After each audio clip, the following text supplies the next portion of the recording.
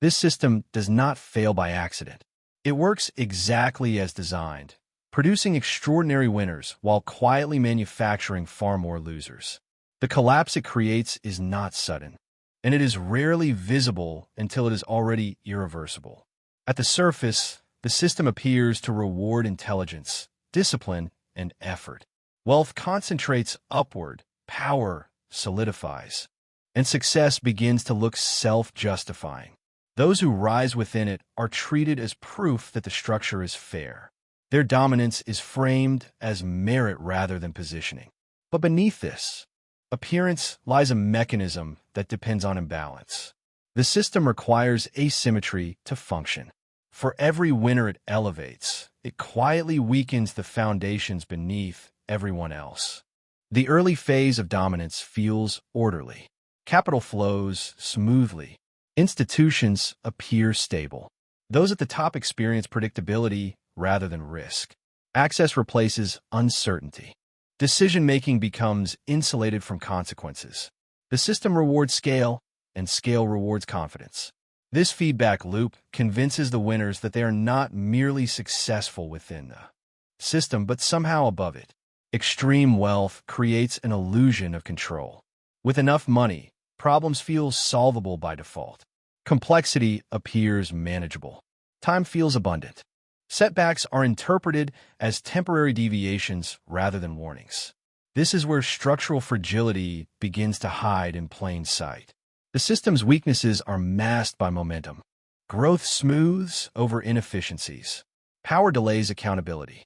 As wealth accumulates, it changes behavior. Decisions become abstract. Risk is no longer felt personally. Losses are absorbed by layers of distance, corporate entities, legal structures, financial instruments. This distance removes friction. Without friction, judgment deteriorates. What would once have been considered reckless becomes normalized. Confidence hardens into entitlement. The system reinforces this mindset. Advisors, institutions, and markets all respond positively to scale. Size is treated as safety. Influence is mistaken for resilience. The larger an entity becomes, the more it is protected from immediate failure. But this protection is conditional. It exists only while the system itself remains stable. The protection does not eliminate risk, it concentrates it. Early warning signs are rarely dramatic. They appear as subtle distortions. Incentives begin to misalign. Decisions prioritize short-term stability over long-term adaptability. Leverage increases quietly. Complexity replaces transparency. Systems that once responded quickly to change grow rigid. Flexibility is sacrificed for efficiency, and efficiency becomes the primary metric of success. Internally, power begins to centralize. Control narrows. Dissent becomes inconvenient. Structures designed to optimize performance suppress feedback that contradicts the dominant narrative. This is not corruption in the traditional sense. It is structural arrogance. The belief that past success guarantees future relevance becomes embedded in the system itself. The illusion of control deepens because the system continues to deliver rewards. Markets respond. Institution complete. Rules adapt around scale. This creates a dangerous confusion between influence and invulnerability. Those at the top begin to assume that the system will always bend to accommodate them. They mistake accommodation for loyalty. Meanwhile, the system quietly shifts its burden downward. Risk is redistributed. Costs are externalized. Stability at the top depends on instability elsewhere. This imbalance is not immediately visible to those benefiting from it. From their perspective, the system appears balanced. From below, it feels increasingly brittle. As power concentrates, the system grows more dependent on confidence. Confidence becomes currency. Narratives matter more than fundamentals. The appearance of control sustains the structure. Once doubt enters, the system's tolerance for error collapses. This dependence on perception is one of the most fragile aspects of concentrated power. Psychologically, success reshapes identity. Winners internalize the belief that they are uniquely capable. Outcomes are attributed to skill rather than conditions. Structural advantages fade into the background. This self-perception discourages preparation for failure. If success is seen as inherent, collapse feels inconceivable. The system encourages this blindness. Metrics reward expansion, not resilience. Growth is visible. Stability is assumed. Warning signals are treated as noise. The cost of caution is framed as lost opportunity. Over time, prudence is punished while boldness is celebrated. The system selects for those willing to push its limits. At scale, complexity becomes its own defense. Systems grow so intricate that no single actor fully understands them. Responsibility diffuses. Accountability blurs. When problems arise, they're explained away by technical language rather than addressed structurally. Complexity creates plausible deniability. It delays reckoning. Externally, the system projects inevitability. Its winners are presented as natural outcomes of economic logic. Alternatives are dismissed as unrealistic. This narrative discourages scrutiny. If the system is the only viable option, its flaws become tolerable. Criticism is reframed as envy or ignorance. Internally, however, fragility increases. Dependencies multiply. Success becomes contingent on conditions remaining unchanged. The system's tolerance for disruption shrinks as it grows. Small shocks that would once have been absorbed now threaten stability. This sensitivity is not acknowledged. It is concealed by confidence. Liquidity, leverage, and timing begin to matter. More than fundamentals, the system becomes optimized for continuation, not survival. It assumes tomorrow will resemble today. Planning horizons shorten. Structural stress accumulates beneath the surface. The winners within the system are not malicious by default. Most believe they are simply playing by the rules. But the rules themselves are asymmetrical. They reward extraction over sustainability. They prioritize speed over durability. Those who benefit most have the least incentive to question the structure that favors them. Over time, the system's inequality becomes self-reinforcing. Concentrated power influences regulation. Regulation adapts to scale. Scale then exploits regulation. This cycle tightens the system's internal logic while isolating it from external reality. It becomes efficient at serving itself. The illusion of permanence solidifies. Dominance feels normal. Alternatives feel irrelevant. The system begins to resemble a closed loop, feeding on its own assumptions. This is when collapse becomes likely, not because of a single failure, but because adaptation has quietly ceased. The most dangerous moment is not when the system is weak, but when it appears strongest. When confidence peaks, flexibility disappears. When winners feel safest, the system is least prepared for disruption. Success creates the conditions for its own undoing. Collapse is not triggered by morality or justice. It is triggered by mismatch. When reality diverges from the assumptions embedded in the system, stress accumulates rapidly. The system resists change until resistance becomes impossible. Then failure arrives abruptly. Those positioned at the top are often the last to recognize the shift. Their vantage point filters information. Signals arrive late. By the time consequences become visible, options are constrained. What once seemed like control is revealed as dependence. This is how the system creates winners. And this is how it sets them up for destruction. Not through greed alone, but through structure. Not through ignorance, but through incentives. The system does not collapse despite its design. It collapses because of it. When the conditions that sustain dominance finally change, the illusion dissolves. What remains is a system optimized for a world that no longer exists, and a class of winners unprepared for the reality they help create. Collapse begins when the system encounters a condition it was never built to handle.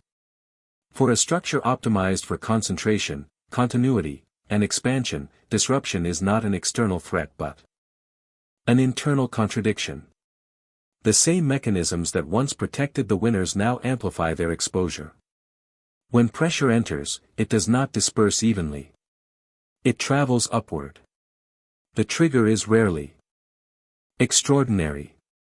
It may be a tightening of credit, a loss of confidence, a regulatory shift, or a sudden change in public perception. On its own, the event appears manageable. What transforms it into a collapse is the system's rigidity. Adaptation requires flexibility, and flexibility has been systematically removed. At this stage, money stops functioning as protection. Liquidity becomes scarce at precisely the moment it is most needed.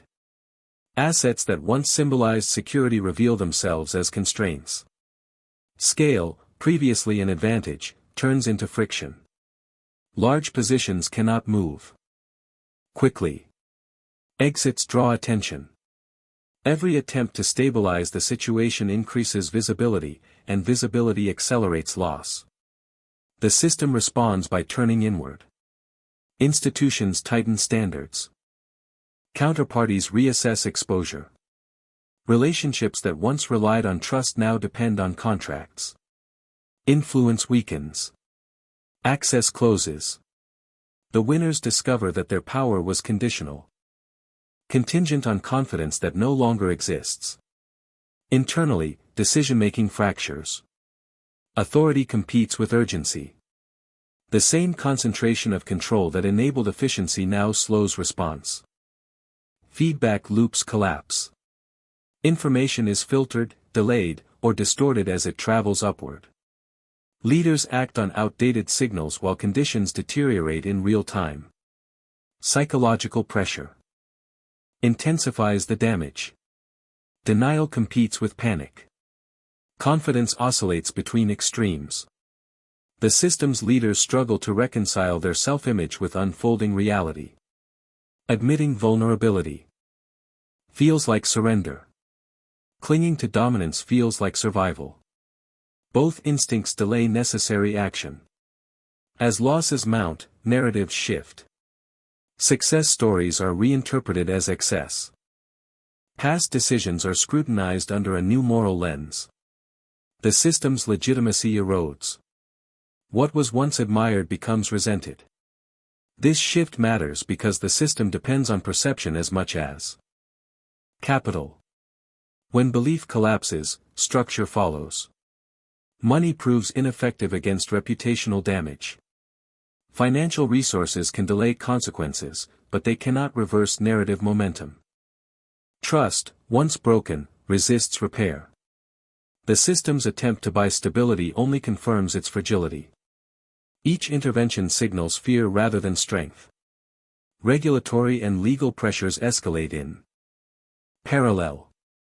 Rules that were flexible under expansion become rigid under contraction. Protections weaken. Exceptions disappear. The system discovers that its influence was tolerated, not guaranteed. Compliance replaces negotiation. Enforcement replaces accommodation. As stress spreads, internal cohesion breaks down. Alliances fracture. Competing interests emerge.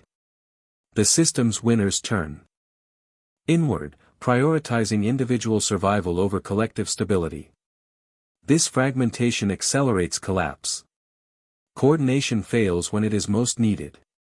The irony is that many of the winners anticipated risk, but in the wrong form. They prepared for competition, not systemic failure. They expected rivals, not reversal. Their defenses were designed to protect position, not preserve. Adaptability. When the threat arrived from within the system itself, those defenses proved irrelevant. At this point, collapse becomes self-reinforcing. Losses reduce confidence. Reduced confidence tightens conditions. Tightened conditions deepen losses. The system enters a feedback loop it cannot escape. Intervention arrives too late or in the wrong form. Structural damage accumulates faster than repairs can be made. Attempts to restore the previous order fail because the conditions that supported it no longer exist. The system is fighting the present with tools from the past. Each effort to reclaim dominance exposes how dependent that dominance was on stability that has already vanished. Eventually, the winners are forced into positions they once imposed on others. They negotiate from weakness. They accept constraints they once resisted. Autonomy shrinks. Control transfers outward. The system rebalances, but not in their favor. What survives the collapse is not the structure that created the winners, but fragments of it. Smaller, more constrained, more regulated. The system does not disappear. It transforms. But transformation demands sacrifice. And sacrifice falls disproportionately on those who benefited most from the previous arrangement. The aftermath reveals the true nature of the system. Its purpose was never universal prosperity. It was optimization for concentration. When that concentration became unsustainable, the system adjusted by shedding its excess. The winners were not spared. They were the excess. The broader lesson is not moral.